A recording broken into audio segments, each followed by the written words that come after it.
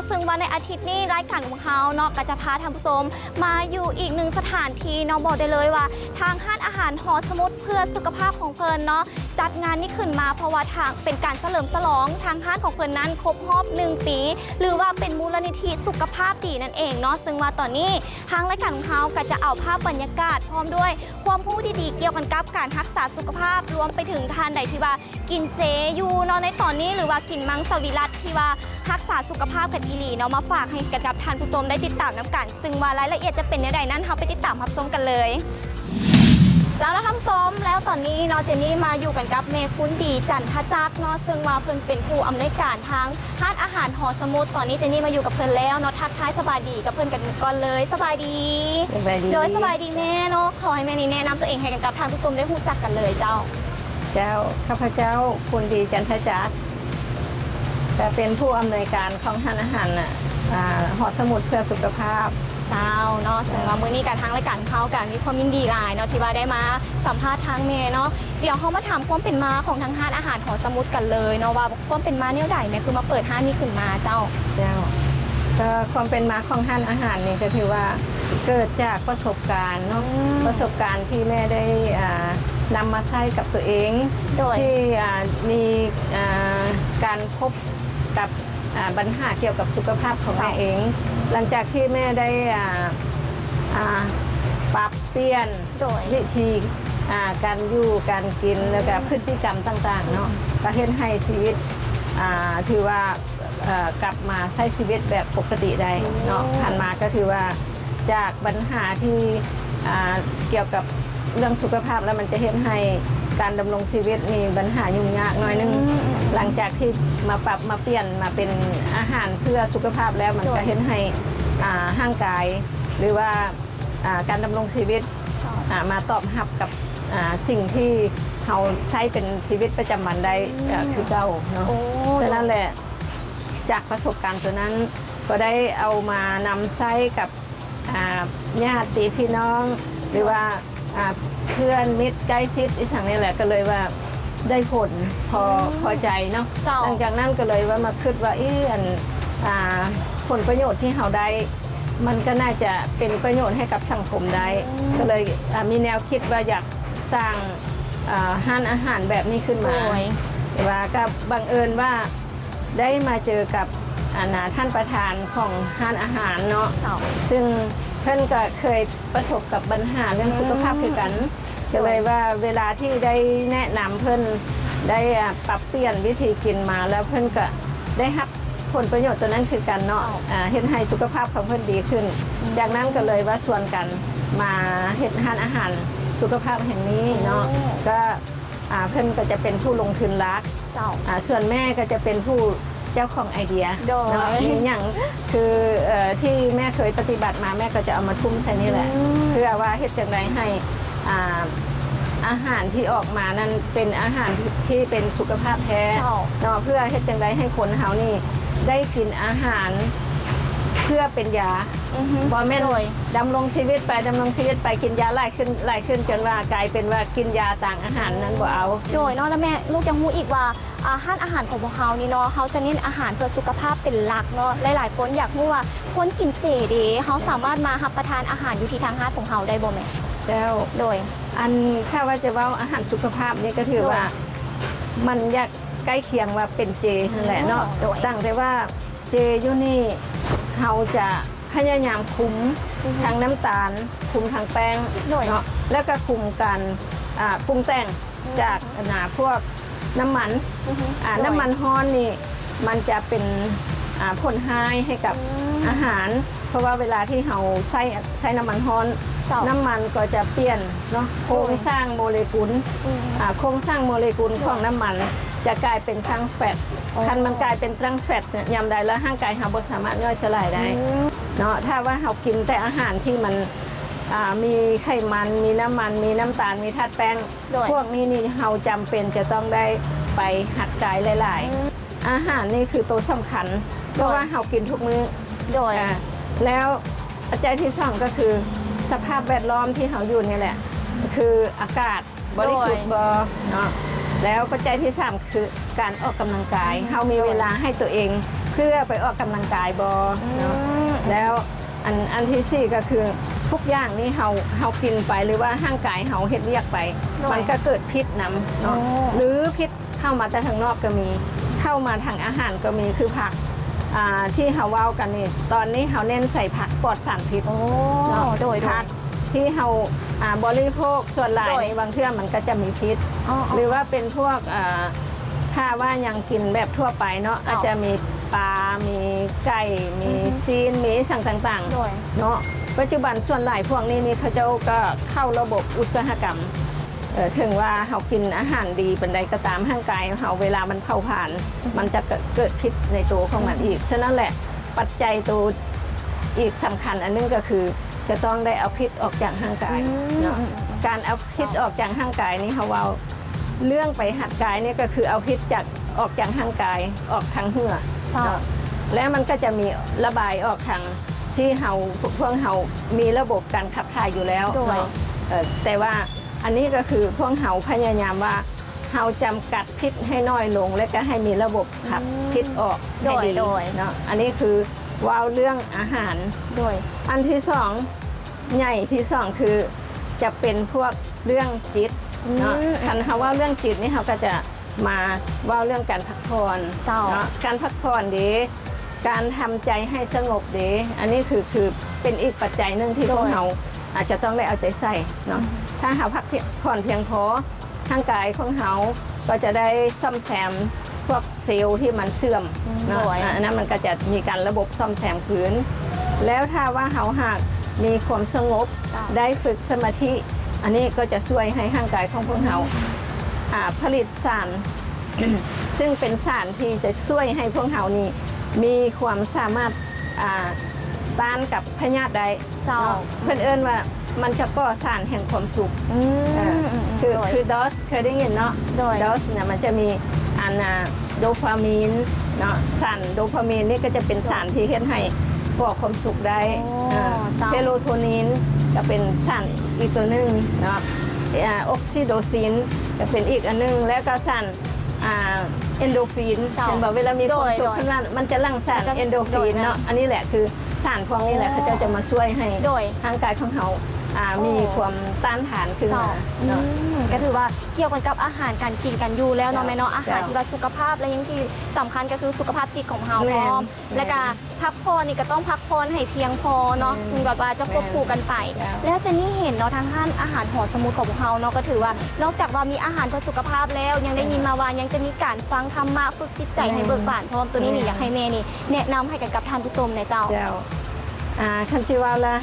อาหารของเรานี่เวลาที่เขาว่าเรื่องอาหารดีแล้วเนาะเขาก็อยากให้จิตดีนำเนาะว่าสองเรื่องกายดีจิตดีเฮ็ดให้สุขภาพดีเนาะสองอย่างบวกกันแปลว่าคล้ายๆกับว่ามันจะเป็นสมผลอันนึงเป็นสมผลว่ากายดีบวกจิตดีเท่ากับสุขภาพดีอันนี้คือมันโลจิกเลยถ้าทั้งสองอย่างดีอันนี้มันก็ดีต้องควบคู่ไปน้ำกันเนาะแม่นฉะนั้นแหละเวลาที่เขาเว้าเกี่ยวกับเรื่องสุขภาพแล้วเขาจะเน้นอาหารอยู่นี่เป็นอาหารเป็นหลักเขาว่าเรื่องอาหารสะอาดเนาะอาหารมาแหล่งที่มาจากอาหารก็เป็นพวกเพิ่นเอิ้นว่าปลอดสารพิษเนาะปลอดสารพิษแล้วเอามาแล้วเขายังเอามาใส่น้ำโอโซนแช่อีกเนาะพวกผักพวกอีสังนี้เขาก็จะมีระบบแช่น้ำโอโซนคือน้ำโอโซนนี่จะไปช่วยกำจัดทั้งพวกพิษทั้งพวกอีสังที่มันเป็นพยาธิตกค้างอีสังมันก็สามารถเขาต้องได้เอาไปแช่ก่อนและน้ำที่เขาใช้อยู่นี่ก็คือเป็นน้ำดังน้ำที่พวกเขาเสิร์ฟอยู่ในฮานก็เป็นน้ำดังพวกเขาหักกินน้ำที่เป็นกรดสูงเนาะโดยกรดสูงก็จะเฮ็ดให้ร่างกายของเขานี่นะปรับกรดโดย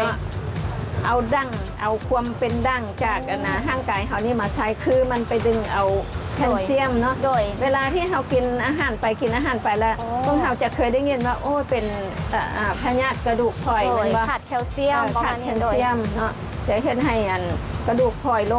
ล้มบ่ได้กระดูกหักจังซี่นี่แหละคือต้นเหตุถ้าว่าเขาหักกินอาหารกินน้ำที่ความเป็นดั้งสูงโดยร่างกายเขาก็จะบ่ได้ไปดึงเอาแคลเซียมอยู่ในกระดูกมาใช้ผักนี่มันก็เป็น ตัวที่ว่าช่วยเฮ็ดให้อาหารเฮานี่แหละเป็นดัง โดย คือพวกผักใบเขียวเขาก็มีน้ำสูตรน้ำใบเขียว อ๋อเป็นแต่ละสูตรแต่ละ แม่ สูตรเนาะ มีพวกอันน่ะใบไม้ผสมกันประมาณ5-6 อย่างซึ่งพวกเขาก็จะเปลี่ยนไปเรื่อยๆ โดย บ่เอาซ้ำเก่าเนาะเพราะว่าอย่างร่างกายเฮามันต้องการเอนไซม์มาช่วย เจ้า เอนไซม์ได้จากอย่างได้จากสิ่งที่มีชีวิต สิ่งที่มีชีวิตนี่แหละเขาได้จากผักสด โอ้ หมักไม้สดเนาะ จ้ะ ถ้าว่าพวกเขาหักไปต้มไปผ่านความร้อนไปคั่วเอนไซม์ก็ตาย ตัวว่าแปลว่าเอนไซม์หรือว่าวิตามิน แม่ ซีมันจะอยู่ในตัวพักเลยบ่แม่ มันอยู่ในทุกอย่างที่มีชีวิต โอ้ มันสามารถอยู่กับสัตว์ที่มีชีวิต อยู่น้ำซับอยู่น้ำพักอีหยังได้หมดเลย แม่นเนี่ยเดี๋ยวสมมติว่าเฮาไปกินสัตว์สดเนาะ โดย สมมติว่าพวกกินปลาสด โดย กินปลาดิบกินปลาดิบกินซีนดิบโดย ก็ได้เอนไซม์คือกัน อืม แต่พวกนั้นจะมีความเสี่ยงเนาะ โดย เสี่ยงอยู่บนใดบ้านเฮามันเป็นปลาถ้าว่าปลาก็เป็นปลาน้ำจืด โดยแม่ เป็นปลาน้ำจืด มันบ่แม่นปลาทะเลน้ำลึก โดย อันนี้มันจะมีพยาธิมานะ อืม แต่แล้วถ้าว่าเฮากินพวกซีนสด โดย อันนี้ก็แห้งเสี่ยงแม่นบ่ อ๋อแม่น อันนี้แห้งเสี่ยงฉะนั้นแหละ เวลาที่เฮาอยากได้ของสดอย่างเช่นที่ปลอดภัยกว่าหมู่ก็คือผักกับใบไม้ โอ้ อันนี้คือเป็นข้อดีของบ้านเฮาเนาะอันนี้แหละคือเป็นเคล็ดในการปรุงแต่งอาหารอยู่ห้านเฮาเพื่อเฮ็ดจังไดให้ลูกค้า เจ้า ได้รับอาหารที่มีเอนไซม์หลายชนิดโดย แล้วก็หมุนไปวิตามิน โดย ซีแล้วยังมีสารออกฤทธิ์ทางยา โอ้ เห็นบอกพวกลูกจะ โดย ได้ยินว่าผักกะเพรานี่จะเป็นยาเพื่อเฮ็ดให้ไล่ลมเห็นบอก โดย มันมีฤทธิ์ทางยานะ โดยอันแม่ลูกขอถามแม่อันสำหรับอันสารเอนไซม์นี่มันจะช่วยในระบบใจของเขาในทางกาย เพราะเอนไซม์นี่เป็น โดย เป็นตัวสำคัญเลยช่วยทุกระบบของทางกาย โอ้แม่บอก แม่น โอ้โอ้โอ้ ช่วยทุกระบบเลยระบบย่อยก็ช่วยระบบการเผาผลาญการทำงานของร่างกายทุกระบบเนาะ โอ้ คือทุกอย่างที่เขาเฮ็ดเรียกอวัยวะที่เฮ็ดเรียกเป็นอัตโนมัติเนาะพระเจ้ากับตัวนี้ไปช่วย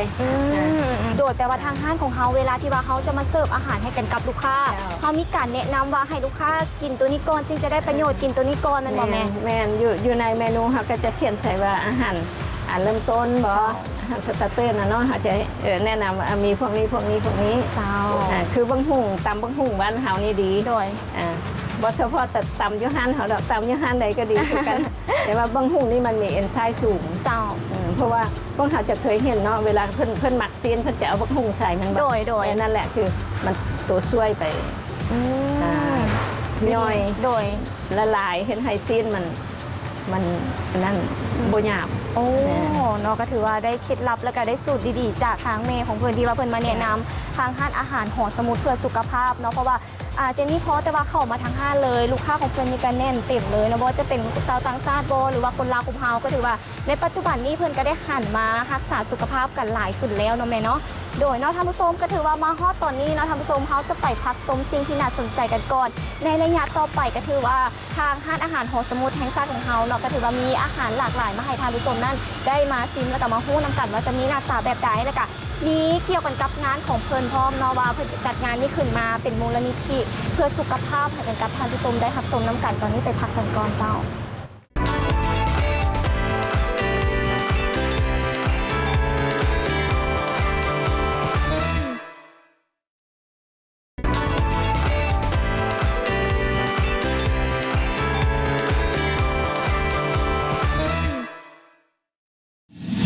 แล้วท่านผู้ชมกลับเข้ามาสู่ในรายงานนี้เนาะก็ถือว่าทางห้านของห้านอาหารหอสมุทรเนาะเพิ่นกับครบเฉลิมฉลอง1 ปีกันแล้วเนาะแม่เนาะซึ่งว่าเพิ่นก็มีการจัดงานตั้งแต่วันที่29กันยาจนไปฮอดวันที่4ตุลา2023นั่นเองซึ่งว่ามื้อนี้เขาก็จะมาถามรายละเอียดกับจุดประสงค์ที่ว่าจัดงานนี้ขึ้นมานี่เพื่ออย่างแม่โดยให้แม่อธิบายหน่อยนึง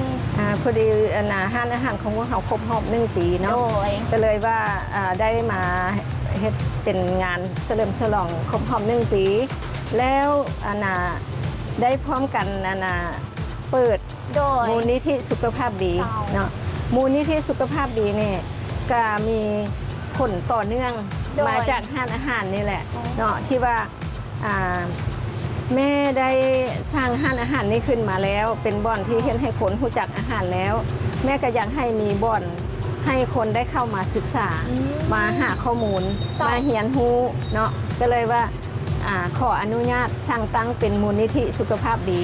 เนาะมูลนิธิสุขภาพดีนี้ก็แนวความคิดก็มาจากนี่แหละประสบการณ์ที่เคยพบพอนี่แหละเนาะว่าปัญหาของสุขภาพนี่เขาจำเป็นจะต้องได้เอาใจใส่จะต้องได้ศึกษาข้อมูลเพื่อเฮ็ดจังไดให้พวกเขานี่มาปรับเปลี่ยนวิธีเพื่อให้อาหารนี่มันมาถูกต้องสอดคล้องกับความต้องการของร่างกายเขาเนาะคันจิว่าแล้วบัดนี้เกี่ยวกับเรื่องมูลนิธินี้ก็เป็นบ่อนที่สร้างขึ้นมาเพื่อให้เป็นบ่อนให้คนได้มาเรียนรู้มาร่วมสัมมนามาแลกเปลี่ยน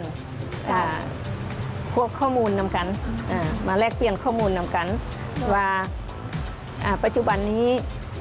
อาหารที่พวกเรากินนี่มันสอดคล้องกับความต้องการของร่างกายระบเนาะและพฤติกรรมที่พวกเราปฏิบัติอยู่นี่มันสอดคล้องระบเราควรจะปรับจังไดเนาะนี่แหละคือจะเป็นบ่อนให้ข้อมูลแบบนี้และพร้อมกันนั้นนี่ยังรวมไปฮอดกสิกรรมปลอดสารพิษเนาะตัวนี้มันไปฮอดได้จากไหนเพราะว่านั่นแหละคือแหล่งอาหารเขาโดยฉะนั้นเลยเขาก็อยากให้ข้อมูลให้คนนี้ได้รู้จักการกสิกรรมปลอดสารพิษว่าพวกเขาเฮ็ดกสิกรรมนี้พวกเขาควรเฮ็ดอย่างไรพวกเขาจะมีการแลกเปลี่ยนบทเรียนกับบ่อนที่พวกเพื่อนเฮ็ดกสิกรรมปลอดสารพิษแล้วก็จะได้ประสานงานกับเพื่อนเพื่อให้ผู้ที่สนใจเข้ามาศึกษานี่นะได้ไปสัมผัสกับตัวจริงคือพวกเขาจะมีการจัดกิจกรรมเพื่อไปเยี่ยมยามสถานที่พร้อมเนาะนี่แหละคือเป็นบ่อนศึกษาทำเหียนเนาะต่อมาก็คือจะเป็นบ่อนที่สนองข้อมูลสนองแบบใดสนองแบบว่าพวกเขาก็จะซอกข้อมูลมาแล้วก็จะมาพิมพ์เป็นโบชัวมาเป็นแผ่นพับน้อยๆเพื่อให้ข้อมูลเกี่ยวกับเรื่องวิธีการกินแบบใดวิธีการแต่งอาหารสุขภาพแบบใดอาจจะมีเมนูเยอะไหนแฮมพร้อมจังซี่แหละเป็นข้อมูลแบบที่ว่าให้คนเฮาได้รู้จักอันนี้หลายขึ้นอันนี้ก็จะเป็นบ่อนนึงเนาะแล้วจุดประสงค์อันที่3ก็คืออยากเป็นบ่อนเตาโหมความสามัคคี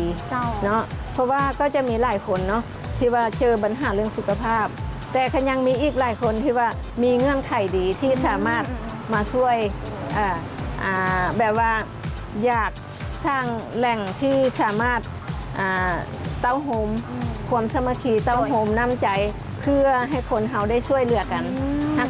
ฮักแพงกันแล้วก็ช่วยเหลือซึ่งกันและกันบางคนก็จะมีประสบการณ์เกี่ยวกับเรื่องตัวเองปฏิบัติมาแล้วเอามาอธิบายให้หมู่ได้แต่บางคนก็มีทุนฮอนสามารถเอามาสนับสนุนให้ได้มีการจัดกิจกรรมได้มีการจัดสัมมนาให้คนทั่วไปให้คนที่ว่ามีเงื่อนไขน้อยกว่าได้มาเข้าอันนี้คือจุดประสงค์3อันนี้เป็นหลักในการจัดสร้างตั้งมูลนิธินี้ขึ้นมาปัญหาเกี่ยวกับสุขภาพเดียวนี้นี่นะถึกละเลยถือเบาถึกมองข้ามแบบยังบ่ทันเห็นคนสำคัญหลายฉะนั้นเลยจุดนี่แหละเขาก็เลยว่าอันน่ะถ้าว่าเขาหักเป็นบ่อนนึงให้ข้อมูลนี่ให้คนได้มาสนใจอันนี้หลายขึ้นเนาะอันนี้ก็เป็นความจำเป็นอันนี้ก็เห็นว่าบางครั้งเขาจะเห็นว่าเน้นไปทางเรื่องธุรกิจเป็นส่วนใหญ่เนาะเป็นการโฆษณาส่วนเสื้อแล้วก็ว่าเรื่องเน้นใส่กำไรเป็นหลักเนาะอันนี้ก็คืออีกปัญหาหนึ่งที่พวกเขาอยากมีความจำเป็นอยากสร้างอันนี้ขึ้นมาเพื่อให้คนได้เห็นความสำคัญอันนี้ขึ้นมาว่าอาหารนี่มันเป็นอาหารที่สุขภาพเขาก็ให้เห็นความสำคัญเรื่องสุขภาพเป็นหลักไม่ต้องไปเน้นกำไรเป็นหลักโดยเนาะก็คือว่าแบบอยากให้ทุกคนมีสุขภาพที่ดีเวลาที่เราเข้ามาทางทานอาหารของเราแล้วอันนี้คือมูลนิธิของพวกเขาตั้งใจว่า เป็นอย่างอย่างเขาอยากสั่งมูลนิธิมีความจำเป็นแบบใดเดี๋ยวนี้คือพวกเขาประเสริญอยู่เดียวนี่แหละคือพยาธิระบาดโควิดเนาะอันนี้คือเป็นสิ่งที่มัน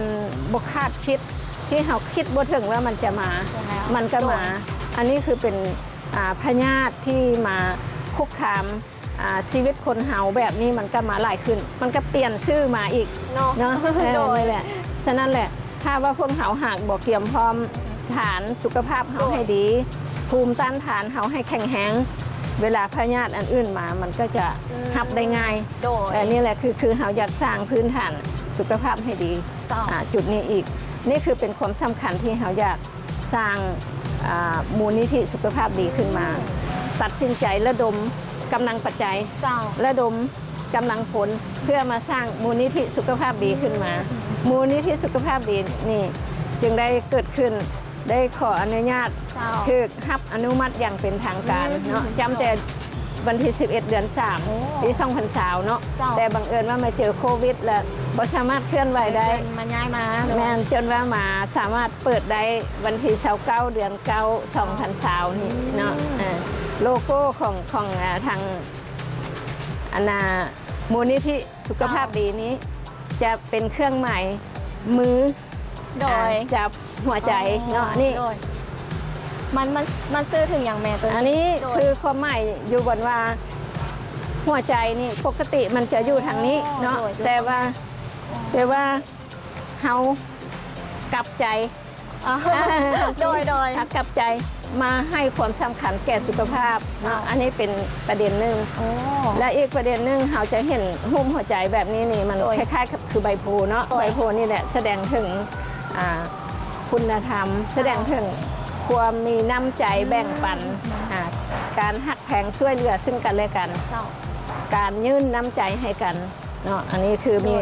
มีความหมายแบบนี้เนาะแล้วคำควรที่สำคัญของ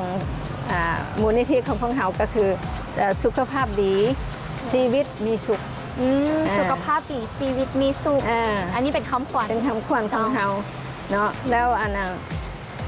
อีกทางความหมายหนึ่งก็คือกายดีบวกจิตดีเท่ากับสุขภาพดีนี่แหละจิตดีเท่ากันกับสุขภาพดีเจ้านี่แหละคือเป็นสโลแกนของพวกเราเนาะถ้าว่าพวกเราเห็นอันนี้ก็คืออันนี้แหละคือมูลนิธิสุขภาพดีเจ้านะคะผู้ชมเนาะโอ้ยบอกเลยว่ามื้อนี้เนาะทางรายการชีวิตและสุขภาพของเราเนาะได้ความรู้ไปกับทางแม่คุณดีเพิ่นหลายอย่างเลยเนาะซึ่งมาเพิ่นก็บอกมาเลยว่าท่านผู้ชมท่านใดที่ว่ารักษาสุขภาพหรือว่าอยากเข้ามาร่วมงานแบบนี้มาขอคำปรึกษาแม่ก็สามารถให้คำปรึกษาได้แม่นบ่เกี่ยวกับสุขภาพเนาะท่านผู้ชมเพราะว่าในปัจจุบันนี้คือทางแม่เพิ่นเล่าไปว่าไม่ว่าจะเป็นคนทั่วไปเนาะเพิ่นก็แบบบ่ค่อยใส่ใจในเรื่องสุขภาพกันปานใดเนาะฉะนั้นแล้วเฮาก็ควรหันเข้ามารักษาสุขภาพคือพยาธิต่างๆคือตามที่เมย์เล่าไปว่าบางเทื่อเนาะเขาอาจจะรับมือบ่ทันหรือว่าเป็นพยาธินึงก็คือเป็นพยาธิเป็นพฤติกรรมของตัวเองในการกินเนาะเขาก็ต้องเวลากินหรือว่า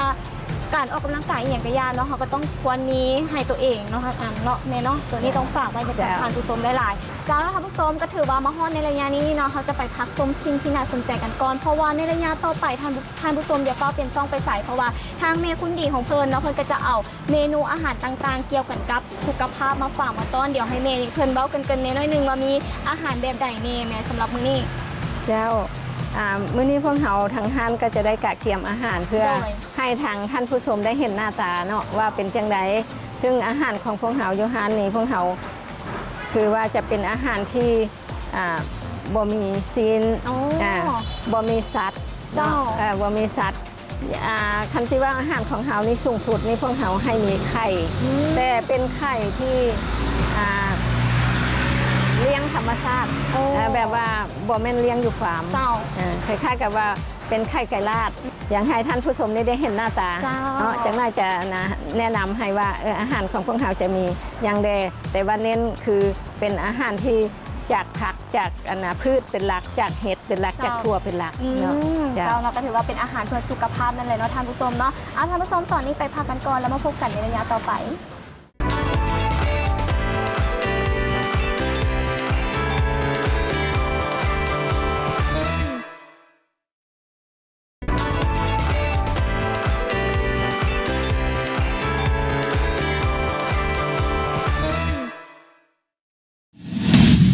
ผู้ชมกลับเข้ามาสู่ในระยะนี้เนาะก็ถือว่าทางแม่คุณดีเพิ่นเนาะก็มีเมนูแนะนำที่ว่าจะให้ทานผู้ชมที่กำลังจะรักษาสุขภาพหรือว่ามาที่ทางร้านอาหารหอสมุทรเพิ่นก็จะมีเมนูแนะนำแต่ละเมนูเนาะซึ่งมาตอนนี้ก็หน้าตาเป็นตาแซ่บเนาะแม่เนาะ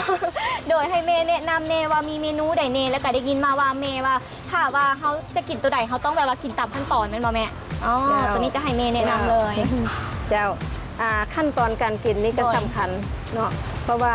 เวลาที่เรากินตามขั้นตอนนะจะเฮ็ดให้การดูดซึมของเราได้ถึกระบบเนาะคือ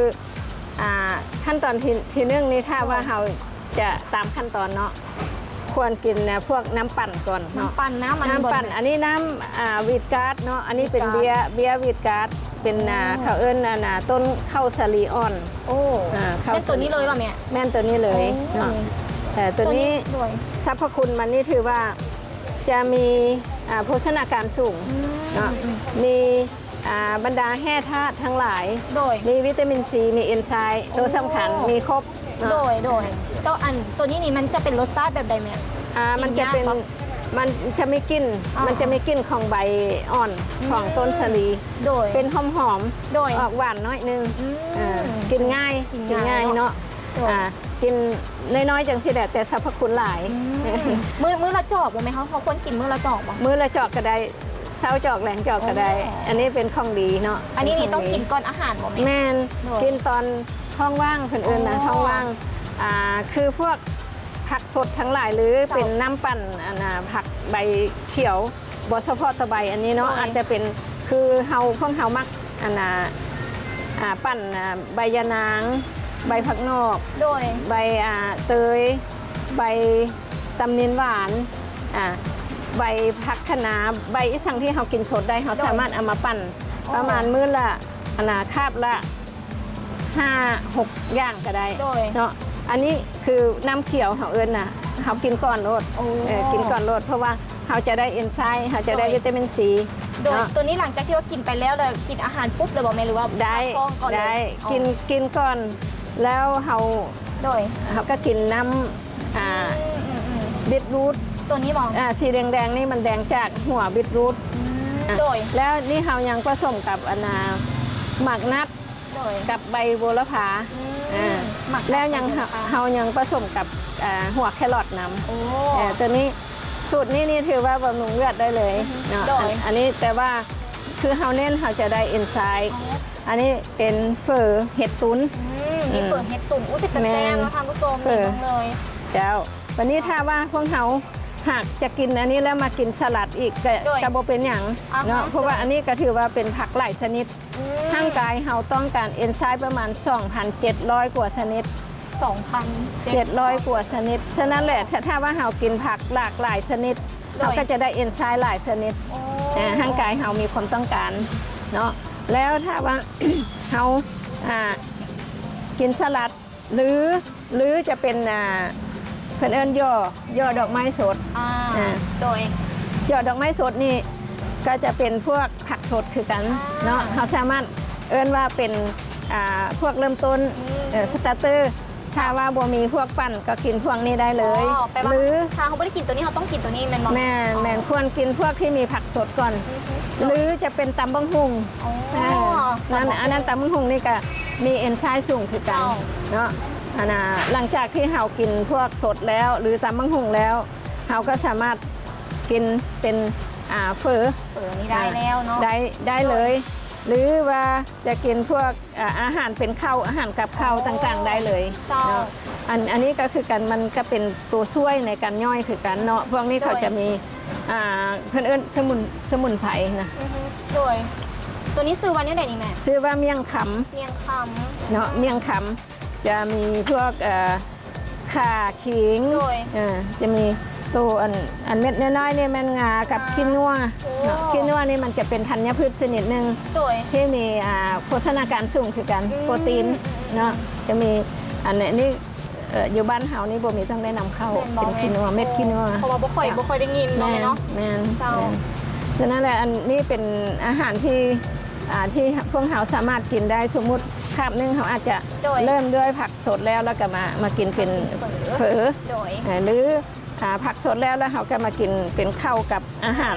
อ่า เจ้าก็กินปลาปนกันไปเนาะ แม่มันก็ได้หลากหลายชนิดเนาะ แต่ว่าพักของเขาที่เป็นพักปลอดสารพิษ100% ปลอดสารพิษ100%แล้วมาแช่น้ำโอโซนพร้อมเนาะ เจ้า อันนี้ก็เป็นน้ำหวานธัญพืชเนาะน้ำหวานธัญพืชนี่จะเป็นตัวช่วยให้พวกเรานี่ได้รับทัดแป้งหน่อยนึงแต่ว่ามีโปรตีนแล้วก็มีแร่ธาตุเนาะอันนี้คือเป็นน้ำหวานแต่เสริมพวกธาตุทั้งหลายได้โดยแล้วการปรุงแต่งของเขาได้ไหมเขาใส่เครื่องปรุงธรรมดานี่บ่ทั่วไปบ่หรือว่าจะมีเครื่องปรุงแต่งโดยเฉพาะอาหารเขาโอ้หั่นเฮานี่เน้นบ่ให้ใส่เป็นหัวบ่ให้ใส่เป็นหัวเจ้าจะมีเป็นพวกน้ำซีอิ๊วหรือปลาแดกเห็ดปลาแดกเห็ดปลาแดกที่เฮ็ดจากเห็ดเนาะก็คือว่าเลยเนาะอันนี้ปลาแดกเห็ดได้นี่เพราะว่าพวกเขาจะมีฟาร์มเห็ดนำโดยฟาร์มเห็ดแล้วพอดีช่วงโควิดมานี่ห้างกระปิด เห็ดก็บ่ได้ขายก็เลยเอามาแปลรูปเป็นปลาแดกเห็ดก็ถือว่าเป็นสรรพคุณอีกอันนึงต่างจากปลาแดกปลาเนาะโดยอันนี้เอามาใส่แล้วรสชาติมันก็ได้ดีรสชาติก็ดีเขาก็บ่จำเป็นต้องใส่เป็นหนัวใส่ถังมันนัวน้ำเห็ดโดยแล้วอาหารเขาเน้นเห็ดเป็นหลักเวลาเขาต้มเห็ดนี่มันจะนัวแล้วเขาใส่น้ำซีอิ๊วน้อยนึงแล้วมันก็นัวละซึ่งว่าหากระหูเนาะว่าที่ทางห้างของเพิ่นนี่เนาะเครื่องปรุงแต่งของเพิ่นนี่เพิ่นก็จะบ่มีแป้งนัวเลยเนาะบ่มีแป้งนัวเลยที่สำคัญคือพวกเห็ดอีหยังต่างๆเนาะเพิ่นก็เอามามิกเป็นปลาแดกได้อีกโอ้ยหากระหูได้ดีเนาะท่านผู้ชมเนาะบอกได้เลยว่ารสชาติก็ถือว่าเป็นอาหารคล้ายๆคือทั่วไปเลยบ่แม่นรับประกันว่าเป็นอาหารที่เฮาได้รสชาติคือรสชาติอาหารทั่วไปแต่เราจะไปจำกัดพวกแป้งพวกน้ำตาลพวกอาหารทอดอาหารจืดทั้งหลายอันนั้นพวกอาหารอันตรายทั้งหลายพวกเราเอาออกหมดละยังเหลือแต่อาหารสุขภาพโอ้ชาวนะคะผู้ชมเราบอกได้เลยว่าทางห้างของเพิ่นมีหลากหลายอาหารเนาะเพื่อสุขภาพหรือว่าทานใดที่ว่ามาแล้วบ่ฮู้ว่าสิกินแล้วใดนี่เนาะทางห้างเพิ่นก็มีให้คำแนะนำว่าเขาควรกินตัวใดก่อนเนาะเพื่อสุขภาพที่ว่าดีนั่นเองและนอกจากว่าอาหารนี้เนาะถือว่าเป็นเมนูที่แนะนำให้ทางรายการของเราเท่านั้นยังมีอีกหลากหลายเมนูแม่นบ่แม่เจ้าแม่นยังมีหลากหลายเมนูเนาะถึงจะออกเป็นทางอาหารลาวก็มีออกเป็นอาหารทางสไตล์ยุโรปก็มีและออกเป็นอาหารไทยอาหารเอเชียเฮานี่จะมีเนาะมีเกือบครบมีหลากหลายโดยเนาะบอกได้เลยว่ามาทางห้างของเพิ่นแล้วท่านไหนที่ว่าฟังว่าอาหารสุขภาพนี่มันสิจืดสิจางบ่เนาะเจนนี่บอกได้เลยว่าทางห้างของเพิ่นมาเบิ่งเมนูหน้าตาเลยคือเป็นกระแซ่บแล้วก็ที่สำคัญคือรสชาติอาหารของเพิ่นมีแซ่บเนาะแล้วก็ได้คุณประโยชน์อีกให้กันกับหลายๆท่านที่ว่ารักษาสุขภาพกันอยู่เนาะท่านไหนที่ว่าอยากมาลองชิมทางห้างของเพิ่นอยู่ที่ทางห้างของเพิ่นก็สามารถมาได้อยู่ที่ทางห้างอาหารของสมุทรนั่นเองถือว่ามาฮอดตอนนี้เนาะแม่เนาะก็ต้องขอบใจเมย์หลายๆเนาะขอบใจเมย์คนดีหลายๆที่ว่ามาแนะนำเนาะเพราะว่าจะเป็นเรื่องสุขภาพเราใครที่ว่าอยากมีสุขภาพดีแล้วก็อาหารสุขภาพเพื่อหลายๆคนที่กำลังรักษากันอยู่เนาะก็สามารถมาขอคำปรึกษาหรือว่ามาที่ทางห้างของเพิ่นได้เดี๋ยวเพิ่นก็จะมีการแนะนำการกินอาหารเพื่อสุขภาพเบิ่งแต่ทางเมย์เพิ่นเนาะเพิ่นก็ยังสุขภาพดีขึ้นเนาะซึ่งว่าเมื่อก่อนนี้ทางเมย์เพิ่นเล่าให้ฟังนี่บ่อยากเชื่อเลยว่าเพิ่นสุขภาพบ่ดีมาก่อนแต่ว่าเพิ่นได้กินแบบอาหารเพื่อสุขภาพมาแบบนี้เนาะสุขภาพของเพิ่นก็จะดีขึ้นนั่นเองถือว่ามาฮอดตอนนี้แล้วท่านผู้ชมทางรายการของเฮาก็ได้หมดเวลาลงแล้วเนาะก็จะลากันไปนี่เลยก็ต้องขอบใจสปอนเซอร์ใจใหญ่ใจดีของเฮากับน้ำมันสลินทีออยล์และก็อีกหนึ่งสปอนเซอร์ของเฮากับหุ้งหมอไซมังกรสากลซึ่งว่าที่ตั้งมันอยู่เมืองไซแข่งอุดมไซหุ้งหมอของเพิ่นก็เป็นหุ้งหมอหนึ่งที่เชี่ยวชาญในการปินปัวพญาติและก็มีเครื่องมือที่ว่าทันสมัยให้คอยบริการประชาชนสุดท้ายขาดบ่ได้ก็คือท่านผู้ชมเนาะต้องขอบใจหลายๆที่ว่าให้เก็บติดตามรายการของเฮาแต่ต้นจนจบเลยสำหรับมื้อนี้เจนนี่พร้อมด้วยแม่คุณดีเนาะต้องขอลาท่านผู้ชมไปก่อนสบายดีสบายดี